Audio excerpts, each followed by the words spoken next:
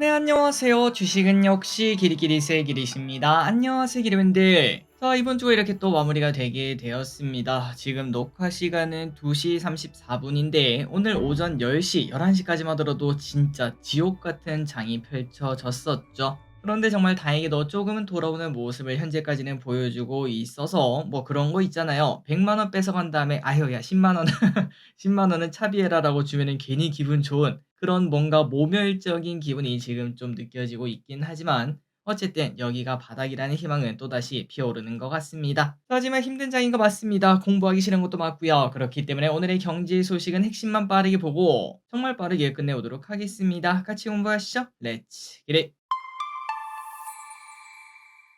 첫 번째입니다. 어제 미국 증시도 좋지는 않았다고 합니다. 연일 사상 최고치를 경신하던 미국 시장은 쉬어가는 하루를 보였고요. 오늘 고용보고서 발표가 있는데 차익 실현 매물 등이 나오며 숨 고르기를 했다고 합니다. 특히 고용보고서는 FOMC를 앞두고 마지막으로 발표되는 지표다 보니까 이것까지 보고 매수하든지 매도하든지 하자라는 얘기가 나왔다는 거겠죠. 그리고 그 안에서 빅테크 기업들의 변동성은 크지 않았고 이 와중에 테슬라가 로보택시에 대한 기대감이 또다시 나타나면서 52주 신고가를 경신하기도 했는데요. 그런데 이 와중에 반도체는 좋지 않았습니다. 필라델피아 반도체는 2% 가까이 급락하며 전일 상승을 다시 되돌리는 모습이 나타났습니다. 그리고 어제 비트코인 또 10만 달러를 돌파했다는 이야기를 우리가 봤었는데요. 그런데 딱 돌파하자마자 변동성이 갑자기 커지는 모습이 나타났습니다. 차익 실현 물량이 나온 거겠죠. 참고로 비트코인은 올라도 많이 오르긴 했습니다. 트럼프의 당선 영향으로 지난 한 달 동안 이 큰 놈이 40%나 넘게 상승을 했다고 하는데 그런데 상징적인 의미인 10만 달러를 딱 찍자마자 차익 실현이 쏟아지며 지난 하루 사이에 변동성이 매우 커지는 모습이 나타났다고 합니다. 자, 그런데 이제 10만 달러 찍은 비트코인 이제 진짜 고점 쳤다 이렇게 말하기는 이르겠죠. 아직 트럼프의 임기가 시작되지도 않았기 때문에 최소한 내년 1월까지는 기대감을 계속 가지고 지켜볼 필요가 있겠습니다. 다음입니다. 어제 소식을 하나 또 정정을 해야 될 것 같습니다. 단독은 단독이구나 라는 얘기가 나와요. 자, 우리기술투자가 오늘 장 초반에 상승하는 모습을 나타냈었습니다. 그 이유는 어제 단독 기사로 두나무 지분을 판다는 이야기 때문에 우리기술투자가 크게 하락하지 않았겠습니까? 그런데 어제 장 끝나고 사실 묵은 아직까지 결정된 바 없음 이렇게 말을 하며 다시 또 상승하는 모습이 나타났었습니다. 자, 그런데 이미 사람들 마음에는 한 가지 불안감이 들어갔죠. 야, 이러다가 나중에 또 이런 소식 나오면 어떡하냐, 아니 땐 굴뚝이 연기나지 않더라 라는 얘기가 나타나며 결국은 우리기술 투자 대장주 자리를 뺏기지 않겠나라는 생각이 저는 조심스럽게 들었습니다.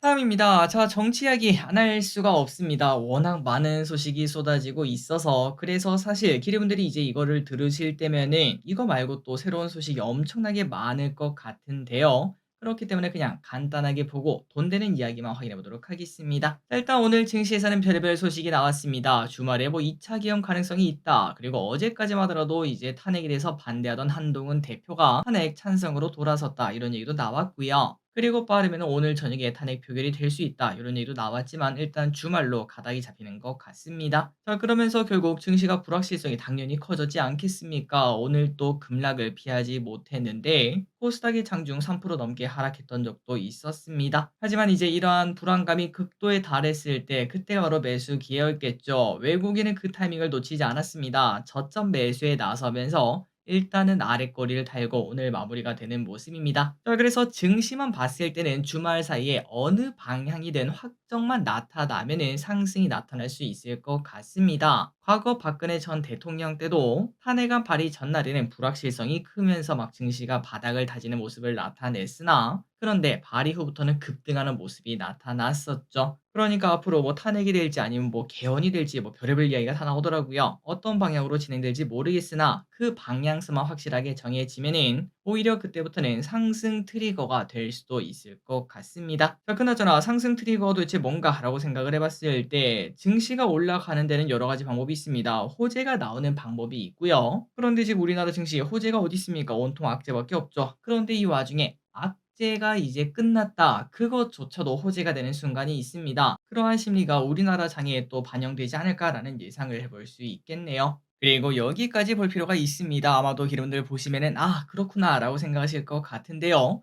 지금 우리나라 증시에서는 외국인의 탈출이 계속 이어지면서 증시가 연일 바닥을 다지는 모습이지만, 그런데 조금만 우리가 멀리서 보고 우리가 만약에 외국인이라면은 지금은 누가 봐도 외국인이 가장 좋아할 만한 위치인 걸 확인할 수 있습니다. 일단 왼쪽에 보다시피 환율 어떻죠? 맞습니다. 역대급으로 높은 상황이죠. 결국은 시간 지나면은 하락할 것을 우리가 모두 알고 있습니다. 그리고 우리나라 증시 역대급으로 낮은 상황이죠.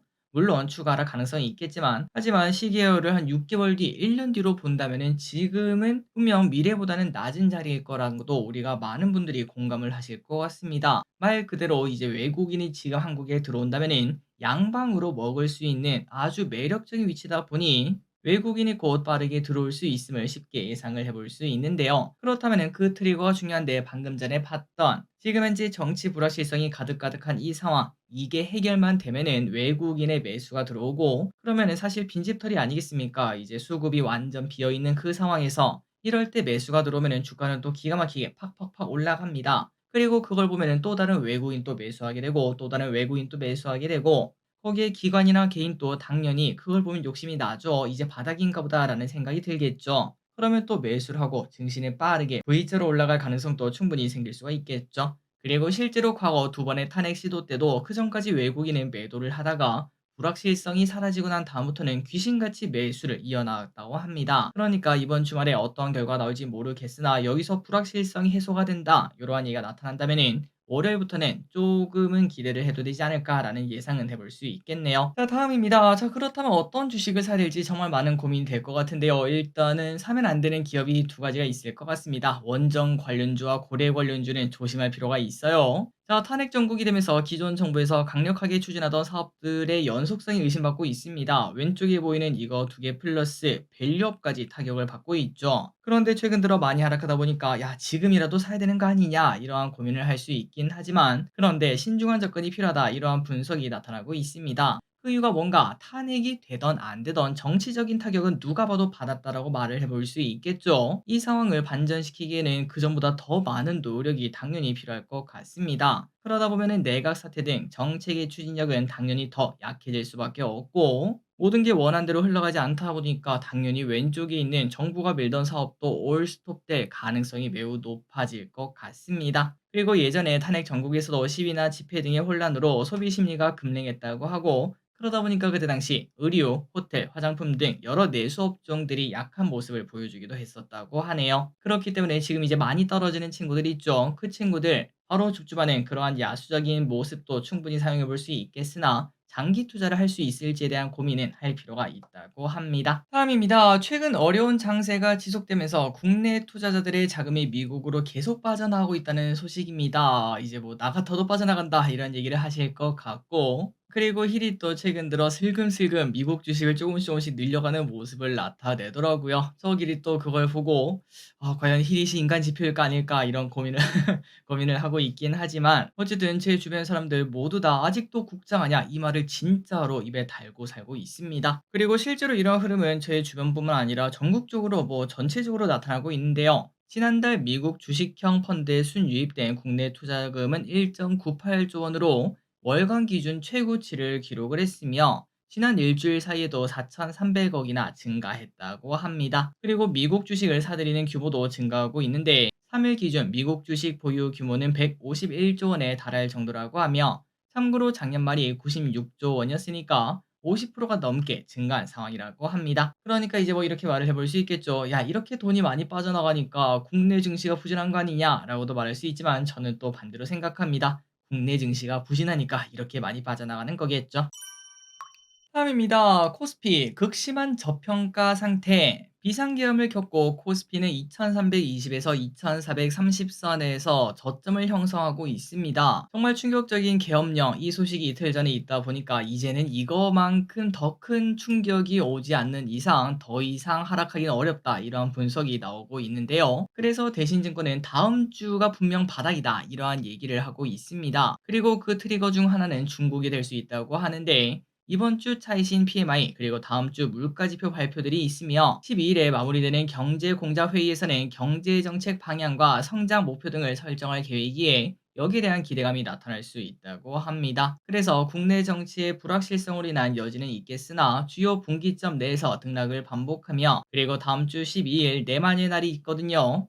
그 이후부터는 분위기 반전이 가능할 것이다라는 전망을 꺼냈다고 하네요. 그래서 저평가된 종목, 낙폭과대 업종의 비중을 높이는 전략을 추천했으며 반도체, 2차전지, 자동차, 기계, 화장품, 의류 이러한 겹들을 가장 먼저 선택했다고 합니다. 자, 그런데 아직까지 반도체는 살 때가 아니라고 생각이 듭니다. 어제 반도체가 조금 오르다가 다시 또 오늘 우르르 쏟아지는 모습이 나타났는데요. 물론 다른 섹터도 다 힘든 하루지만 아직까지 반도체는 이른 감이 없잖아 있겠죠. 이 와중에 키움증권은 반도체 예상을 하나 제시했습니다. 디램 업황 상승 사이클은 내년 하반기가 될 수 있다고 하는데 물론 이러한 상황을 예측하기는 당연히 어렵지만 이 또한 긍정적으로 봤을 때 내년 하반기라고 합니다. 그렇기 때문에 전체적인 반도체 섹터를 봤을 때 단기가 많이 하락했으니까 여기서 되돌리는 게 살짝 나타날 수 있겠으나 대세적으로 상승하려면 최소 내년 봄이 아닐까라는 생각을 해볼 수 있겠네요. 이 또한 긍정적인 시각이라는 걸 참고하시면 될 것 같습니다. 다음입니다. 정치 테마주는 계속 사랑받을 가능성이 커지고 있습니다. 그러나 인맥 관련주는